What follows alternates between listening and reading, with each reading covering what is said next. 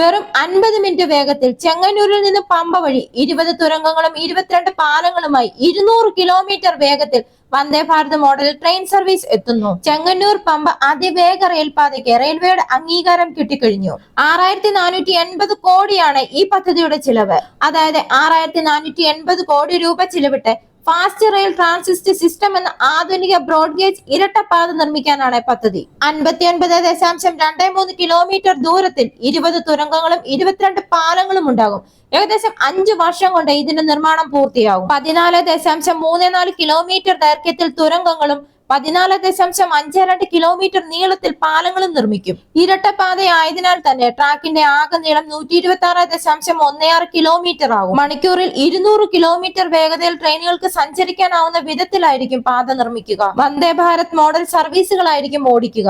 തീർത്ഥാടന വേളയിൽ മാത്രമാണ് സർവീസ് നടത്തുക എന്നാണ് റിപ്പോർട്ടുകൾ.